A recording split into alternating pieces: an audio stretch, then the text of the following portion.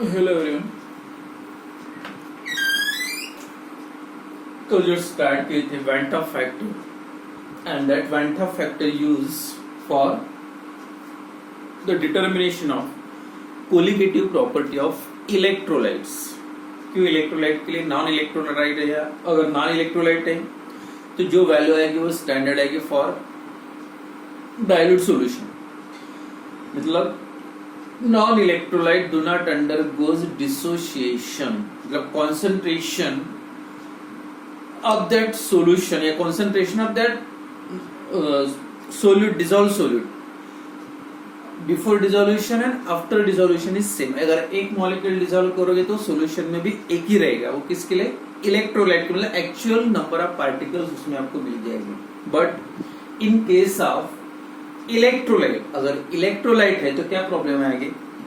अब डिसॉल्व करोगे एक पार्टिकल, और सॉल्यूशन के डिसॉल्व करने के पहले एक समझ के आपने डिसॉल्व किया था, लेकिन सॉल्यूशन में जाने के बाद कितने पार्टिकल बन जाएंगे? 2 पार्टिकल. या सेकंड एग्जांपल, जब स्पेशली साल्ट्स के लिए एल्यूमिनियम क्लोराइड, एक पार्टिकल समझ के आप, एक मॉलिक्यूल समझ के, एक पार्टिकल समझ के वाटर में डिसॉल्व कर रहे हैं, लेकिन एक्चुअल कितने पार्टिकल्स बनेंगे? देखो वाटर में जाने के बाद एक एल्यूमिनियम है और 3 Cl है, 3 + 1 4 पार्टिकल बन जाएंगे. अगर 4 टाइम्स पार्टिकल बढ़ते हैं तो कोलिगेटिव प्रॉपर्टी की वैल्यू भी 4 टाइम्स आपको ज्यादा मिलेगी. या जिंक क्लोराइड के लिए देख लो, Zn एक पार्टिकल 2 Cl है, मतलब total number of particles become 3. जो इसकी वैल्यू आना चाहिए 1 मोल, अगर डिसॉल्व कर 1 मोल के लिए आना चाहिए, but for zinc chloride the value become 3 times. 3 times क्यों? एक पार्टिकल आप डिसॉल्व करें, एक के कितने बन रहे? 3 पार्टिकल्स. तो for non-electrolyte, मतलब to obtain the colligative properties of non-electrolyte, colligative properties of non-electrolyte by using the relations of to obtain the colligative properties of electrolyte by using the relations of non-electrolyte, क्योंकि यही यहाँ पे भी वही relation expression use करना है. तो ये रिलेशन एक्सप्रेस करने के लिए वैन 't Hoff, साइंटिस्ट का नाम है, इंट्रोड्यूस या बोल सकते हैं आप suggested a one factor that is called as van 't Hoff factor, that is I. अब इसकी जो डेफिनेशन है, कल जो एग्जांपल बताए थे, बहुत ही सिंपल मीनिंग है. कितने पार्टिकल डिसॉल्व करे आप? एक पार्टिकल डाल रहे, एक के 2 बन रहे. किसके लिए? NaCl के लिए. Number of particles actually dissolved in the solution 1, number of particles form in the solution 2. या बोल सकते हैं आप ये थ्योरेटिकली वैल्यू है. एक्सपेरिमेंट करने के पहले एक पार्टिकल आपने डाला था, थ्योरेटिकल वैल्यू, और डिसॉल्व करने के बाद प्रैक्टिकल करके देखा तो डिसॉल्व करने के बाद कितने हो गए? 2. ये ऑब्जर्व वैल्यू है और इसको आप बोलेंगे theoretical value. Theoretical number of moles 1 and observe number of moles 2, तो आंसर कितना आएगा? 2. क्या एल्यूमिनियम क्लोराइड के लिए देख लो, 1 + 3 मतलब 4. ऑब्जर्व नंबर ऑफ पार्टिकल्स कितने हो गए? Observe number of moles of particle कितने हो गए? 4. लेकिन आपने डिसॉल्व तो एक ही किया था, 4/1, therefore I is equal to कितने आएगा? वैल्यू 4. या जिंक क्लोराइड के लिए 3/1. इस टाइप से अगर उसको डिफाइन, अगर नंबर ऑफ पार्टिकल्स उतने टाइम्स बढ़ते हैं तो कोलिगेटिव प्रॉपर्टीज की वैल्यू भी उतने ही टाइम्स बढ़ेगी. कोलिगेटिव प्रॉपर्टीज की वैल्यू बढ़ेगी, मतलब किसके लिए? नॉन इलेक्ट्रोलाइट्स के लिए. तो जो एक्चुअली आना चाहिए उससे वैल्यू ज्यादा आएगी. और ज्यादा क्यों आएगी? क्योंकि नंबर ऑफ पार्टिकल्स बढ़ रहे. जो आप डिसॉल्व कर रहे वो अलग है, डिसॉल्व करने के बाद, डिसॉल्व करने के पहले जो अलग है, और डिसॉल्व करने के बाद नंबर ऑफ पार्टिकल चेंज हो जाते हैं, और देयरफॉर कोलिगेटिव प्रॉपर्टी की वैल्यू भी चेंज होगी. तो उसके जो डेफिनेशन या फार्मूला है, I इज इक्वल टू क्या आएगा? देखो, I is equal to van 't Hoff factor, I is equal to colligative observe colligative property, या बोल सकते हैं colligative property of electrolyte solution. Colligative properties of electrolyte, electrolytic solution, electrolyte upon, मतलब जैसे NaCl, same colligative properties of non-electrolyte non electrolyte of same concentration, ये important है, same concentration मतलब 1 मोल इसका भी डिसॉल्व किया था, 1 मोल इसका भी, इसका 1 मोल डिसॉल्व किया था, सॉल्यूशन में भी एक ही रहेगा, मतलब इसका भी 1 मोल, इसके और इसकी सेम ही आएगी।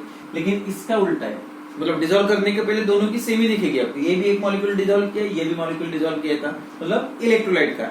लेकिन इलेक्ट्रोलाइट अगर NaCl है तो क्या होगा, 1 मोल डाला था लेकिन सॉल्यूशन में जाने के बाद 2 बन जाएगा, मतलब 2, और 1 मोल डाला था मतलब 2/1, इस टाइप से। तो अब डेफिनेशन ऐसे लिख सकते हैं, इट इज कोलिगेटिव क्या है, van't Hoff factor is defined as the colligative ratio है the ratio of colligative property of electrolyte solution, ratio of colligative properties of electrolyte solution divided by the colligative property of non-electrolyte solution of same concentration। वही non electrolyte का जितना आएगा concentration दोनों का same होना चाहिए।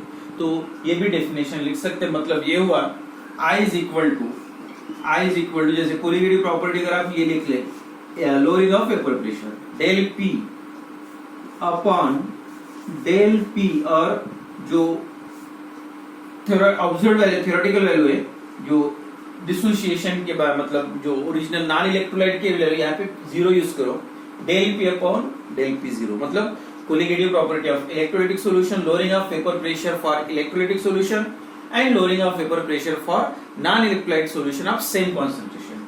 Similarly elevation of boiling point के लिए del TB upon del TB 0, फिर से वही 0 लिख रहे हैं, मतलब that is for non electrolyte. या दूसरा जो कोलिगेटिव प्रॉपर्टी है बॉइलिंग पॉइंट का हो गया, फ्रीजिंग पॉइंट के लिए del TF upon del TF 0, मतलब depression of freezing point, depression in freezing point for electrolyte divided by depression in freezing point for non electrolyte of same, लेकिन concentration याद रखो, concentration जब दोनों का सेम लोगे।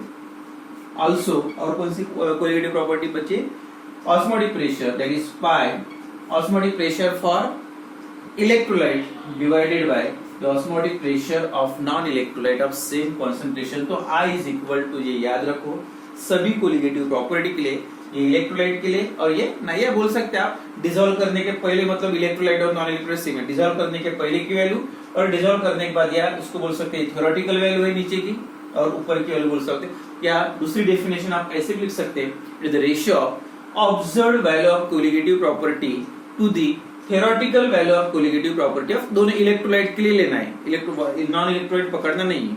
तो ऑब्जर्व्ड वैल्यू और थ्योरेटिकल मतलब एक्चुअली आप कितने डिसॉल्व कर रहे, थ्योरेटिकल वैल्यू, और ऑब्जर्व का मतलब डिसॉल्व करने में कितने पार्टिकल बन गए, तो particle number of particles as this electrolyte undergoes dissociation and therefore number of particles increases, और पार्टिकल बढ़ेंगे मतलब वो कौन सी होगी, एक्चुअली सॉल्यूशन में कितने पार्टिकल है वो ऑब्जर्व्ड वैल्यू, और डिसॉल्व करते टाइम करने के पहले जो पार्टिकल्स थे उसको बोलते थ्योरेटिकल वैल्यू, मतलब थ्योरेटिकल अपॉन, या आप ऐसे भी लिख सकते 0 की जगह पर pi theoretical upon pi observe, नहीं theoretical pi observe upon pi theoretical, observe upon theoretical भी बोल सकते हैं। Observed value of colligative property to the theoretical value of colligative property of electrolytic solution is called also called as the van't Hoff factor, या colligative property of electrolyte solution divided by the colligative property of non electrolytic solution of same concentration, ये भी definition लिख सकते हैं। या दूसरी जो definition है अलग ये भी है, क्योंकि colligative property that depends on number of moles of particle, तो सोल्यूट के पार्टिकल्स के कितने मोल्स प्रेजेंट है इन terms of number of moles लिखना है, या नंबर ऑफ मोलैलिटी बोल सकते हैं, मोलैलिटी या मोलैलिटी ये फॉर्म में भी लिख सकते हैं। तो actual I is also equal to actual moles of particle in solution after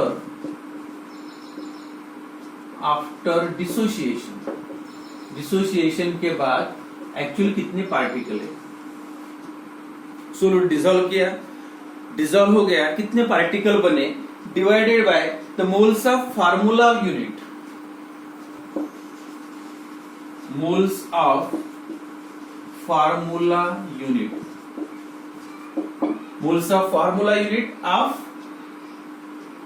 moles of formula unit of that solid या of that substance. moles of formula unit या formula mass भी बोल सकते हैं, formula unit बोलो या formula mass बोलो. moles of formula mass of substance. अब इसका मतलब देखो,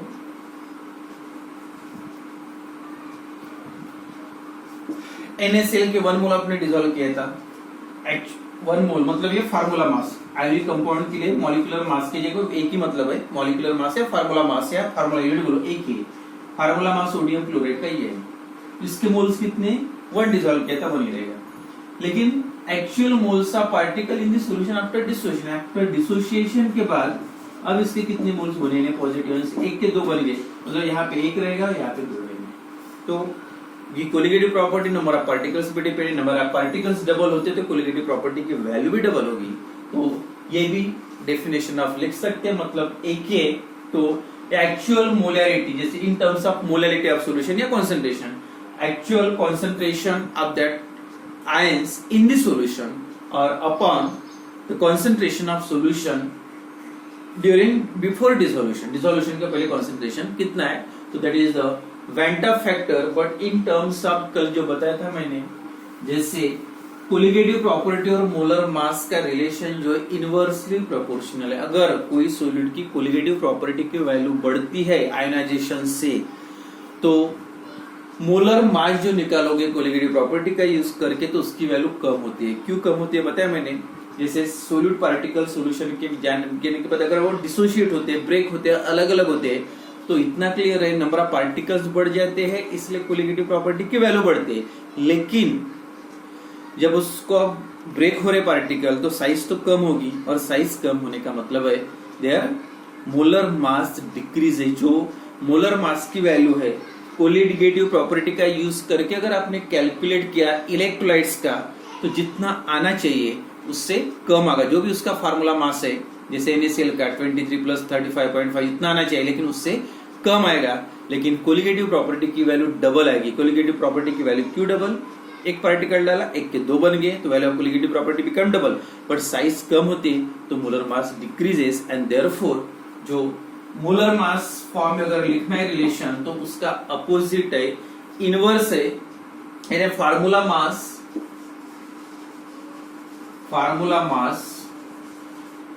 upon formula mass actually NaCl का मास, ये 23 + 35.5 formula mass upon observe molar mass.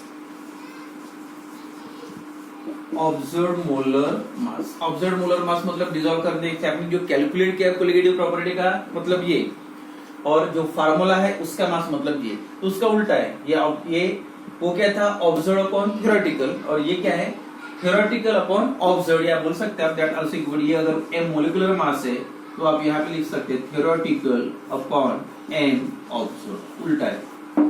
Observe value molar mass की क्या होगी, मोलर मास की ऑब्जर्व वैल्यू कम आती है, क्योंकि मोलर मास कम हो जाता है. तो याद रखो, बाकी सब जो टर्म्स है ऑब्जर्व अपॉन थ्योरेटिकल है, लेकिन मोलर मास जो होता है theoretical upon observe, that is I is equal to observe. Theoretical का मतलब एक्चुअल वैल्यू, उतना आना चाहिए एक स्टैंडर्ड वैल्यू, लेकिन इलेक्ट्रोलाइट होने की वजह से पार्टिकल कम ज्यादा हो सकते हैं, इसके कारण जो आता है उसको क्या बोलना है, ऑब्जर्व वैल्यू. लेकिन एक्चुअली जितना आना चाहिए नॉर्मल समझ के, उसको जो बोलते हैं कौन सी वैल्यू, दैट इज एक्चुअली आना चाहिए उतना आता है तो थ्योरेटिकल. और जो कोलिगेटिव प्रॉपर्टी का यूज करके उसके कैलकुलेट करोगे तो उसको बोलेंगे आप observed value of colligative property. अब देखो, कोई भी अगर वो इलेक्ट्रोलाइट नॉन इलेक्ट्रोलाइट है, तो नॉन इलेक्ट्रोलाइट मतलब ग्लूकोज C6H12O6, ये अगर वाटर में डिसॉल्व करोगे तब भी ये C6H12O6, एक पार्टिकल डिसॉल्व किया एक, तो ऑब्जर्व्ड वैल्यू भी 1 ही रहेगी, और थ्योरेटिकल वैल्यू भी 1 ही रहेगी. एक डिसॉल्व किया था एक ही, डिसॉल्व कितना करे मतलब थ्योरेटिकल, और एक्चुअल सॉल्यूशन में कितने 1. तो याद रखो, for electrolyte non electrolyte solution जो आयंस नहीं बनाते, फॉर नॉन इलेक्ट्रोलाइट सॉल्यूशन, तो याद रखो यहाँ पे नॉन इलेक्ट्रोलाइट के लिए I की वैल्यू जो कितनी होती है, always that equal to 1. For non electrolyte I is equal to 1, क्योंकि रेशियो जो होता है वो सेम ही होता है, कोई ऑब्जर्व्ड वैल्यू और थ्योरेटिकल वैल्यू सेम आती है. बट फॉर इलेक्ट्रोलाइट के लिए, जैसे फॉर NaCl, या दूसरा एग्जांपल ले सकते KCl, I is equal to कितना आएगा 2, सीधा सीधा है। NaCl 2 है, इसमें भी K और Cl 2 है, दो पार्टिकल है। ऑब्जर्व मतलब कितने बन रहे 2, और ऐड कितना करे, डिसॉल्व कितना करे, बढ़िया NaCl के अपने 2 पार्टिकल डिसॉल्व किए वाटर में, 2 डिसॉल्व किए तो 2 की एक के 2 बनेंगे, तो 2 कितने बनेंगे 4, मतलब कितना हो गया आंसर, मतलब for NaCl KCl number of I is equal to 2, for ZnCl 2, मतलब सीधा सीधा जितने पार्टिकल्स उतनी I की वैल्यू। For ZnCl2 I is equal to 1 plus 3, मतलब 1 प्लस 2 दैट इक्वल टू 3। या एल्यूमिनियम क्लोराइड का AlCl3 aluminium chloride 3Cl 1 aluminium, answer कितना आएगा 4 टोटल पार्टिकल, 4/1 मतलब 4 आएगा आंसर। या Na2SO4 सोडियम सल्फेट, सल्फेट का कंप्लीट ये एक ही आयन है Na2, और सोडियम की कितने 2 है, 2 सोडियम है और एक SO4 नेगेटिव आयन है, तो उसका मतलब 2 + 1 I इज इक्वल टू 3। इस टाइप से इलेक्ट्रोलाइट के लिए जो वाइंट ऑफ फैक्टर की वैल्यू अगर आपको निकलना है, सीधा सीधा देख सकते कितने आयंस फॉर्म करे उतनी वैल्यू डायरेक्ट आप लिख सकते, that equal to I, and that is only for a electrolyte solution, electrolytic solution, and these values are valid only again for a very very dilute solution। ये पहला है जो limitations बताया था, जब भी कोलिगेटिव प्रॉपर्टी वर्ड यूज करोगे तो solution must be very very dilute, और सॉल्यूशन जब डाइल्यूट नहीं रहा तो डाइल्यूट सॉल्यूशंस फॉर इलेक्ट्रोलाइट। अगर सॉल्यूशन कॉन्सेंट्रेटेड रहा, NaCl आप डिसॉल्व करोगे and if the solution is highly concentrated, तो क्या पॉसिबिलिटी है हाईली कॉन्सेंट्रेटेड, अगर डाइल्यूट का मतलब क्या होता है Na positive Cl negative difference बहुत ज्यादा होता है, इसमें अट्रैक्शन होता है, हर आयन इंडिविजुअल होता है, अलग अलग होते हैं, तो ये पार्टिकल हो गए, इतने पार्टिकल्स के हिसाब से उतनी वैल्यू आएगी। But if this solution is very constant, बहुत ज्यादा साल्ट डिसॉल्व कर दिया, तो क्या होगा, ये आयन जो रहेंगे वो पास पास में रहेंगे, Na positive Cl negative, Na positive, ऐसे पास पास में रहेंगे, और जब पास में रहेंगे तो क्या होगा, इसमें अट्रैक्शन फॉर्म होगा, electrostatic forces of attraction exist between this and, अगर फिर से अट्रैक्शन आ गया तो पेयर पेयर बना के हो गए, तो क्या हुआ, एक्चुअल वैल्यू 2 पार्टिकल के लिए आना चाहिए था, अब 2 के कितने बन गए, एक ही के बन गए, मतलब एक मॉलिक्यूल डिसॉल्व किया था 2 NaCl बनना चाहिए था, लेकिन या 2 मॉलिक्यूल आपने डिसॉल्व किए थे, 2 के कितने बनना चाहिए 4, 2 Na और 2 Cl, लेकिन अगर हो सकता है एक पार्टिकल दूर है और एक पार्टिकल थोड़ा इसमें Na पॉजिटिव और Cl नेगेटिव, इसका नहीं हुआ पेयरिंग, ऐसा है, लेकिन अगर इसका पेयरिंग हो गया तो एक्चुअली आना चाहिए थे 4, एक NaCl के 2 NaCl के 4, लेकिन अभी ये एक पेयर बन गया, ये 1 और ये 2 और 3, तो number of particles are always less if the solution is highly, मतलब 2 आर मोर, 2 भी हो सकते, 2 से ज्यादा भी हो सकते, 2 are more ions associated together and form a particle, single particle, and therefore number of particle increases, number of particle decreases, क्योंकि एसोसिएशन होगा तो पार्टिकल्स कम हो गए, and therefore the value of colligative property is less than that of, या number of particles are less than that of original value electrolyte के लिए, और अगर पार्टिकल्स कम हो जाते हैं तो obviously value of colligative property is also decreases. Electrolyte है, अगर डाइल्यूट सॉल्यूशन रहा तो कोई प्रॉब्लम नहीं, जो आंसर आपको मिलना चाहिए वो हिसाब से आएगा, नंबर ऑफ पार्टिकल कितने बनाते, लेकिन जब सॉल्यूशन ज्यादा कॉन्सेंट्रेटेड लोगे तो आप ये एक्चुअल वैल्यू कैलकुलेट नहीं कर सकते, क्योंकि आयंस पेयर फॉर्म करेंगे, पेयर फॉर्म करने मतलब नंबर ऑफ पार्टिकल्स कम हो जाएंगे। एंड देन नेक्स्ट जो टॉपिक है न्यूमेरिकल्स के लिए specially modification of expression of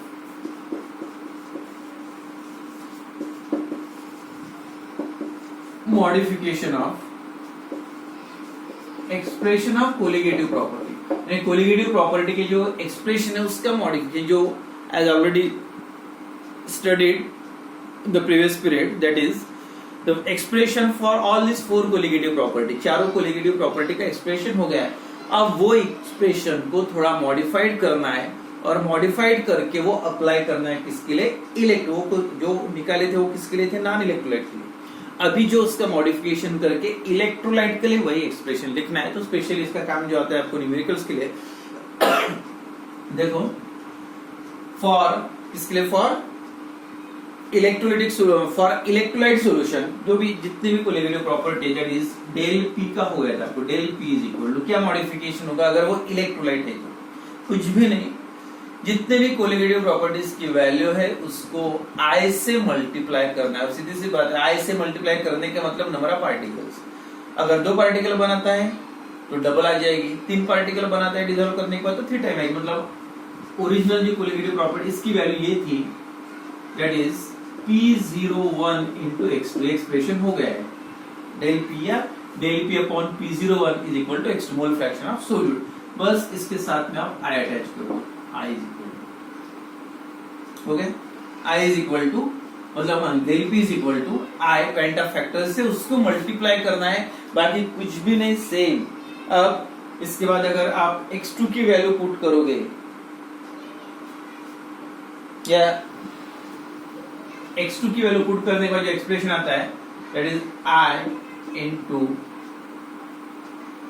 P01 और X2 का मतलब है W2 इंटू M1, जो एक्सप्रेशन है मोलर मास डिटरमाइन करने के लिए, W2 M2 M1 इसकी प्रॉब्लम भी हो गए, upon M1 into W1 M2 molar mass of solute, 2 मतलब सोल्यूट क्लियर। ये जो ऑलरेडी एक्सप्रेशन, कुछ भी नहीं, जो भी एक्सप्रेशन रहेगा उसके साथ किसको साथ अटैच करना है, I को। ये हो गया lowering of vapour pressure modification, बस उसके साथ में जो भी फार्मूले आपने उसके पहले लिखे हो गए उसके साथ I को जोड़ देना है, नंबर ऑफ पार्टिकल्स उतने टाइम ज्यादा रहेंगे। देन डेल टी एफ या डेल टी बी का अगर एलिवेशन ऑफ बॉइलिंग पॉइंट, फिर से I KB इंटू एन थी formula, molarity of solution into KB। I again weight of factor और मोलैरिटी की वैल्यू लिखोगे तो weight of solute upon molecular weight of solute into weight of solvent in KG. I into KB, W2 into 1000 करना पड़ता, KG में convert 1000, W2 upon M2 into W1, weight of solute, molecular weight of solute, weight of solvent, बस I से multiply करो। जो भी अगर electrolyte के लिए पूछता है कुछ भी तो उसको I के साथ मल्टीप्लाई करना है, अगर नॉन इलेक्ट्रोलाइट के लिए तो जो पहले वाला इक्वेशन वही रहेगा। सिमिलरली डेल टी एफ का भी सेम ही है, कुछ भी चेंज नहीं, I इंटू के बी की जगह पे के एफ आएगा इंटू एल, और यहाँ पे फिर से सेम I इंटू के बी की जगह पे के एफ, और इसकी वैल्यू मतलब 1000 W2 upon M2 into W1। और जो लास्ट कोलिगेटिव प्रॉपर्टी कौन सी, osmotic pressure of solution is equal to, क्या फार्मूला था, CRT या MRT, I M molarity of solution, R molarity of solution, क्या आएगा, therefore I is equal to W2RT upon M2 into V the volume of solution, M2 molar mass, W2। सभी जितने भी फार्मूले हो गए उसके साथ I जोड़ दो, तो दिस इक्वेशंस आर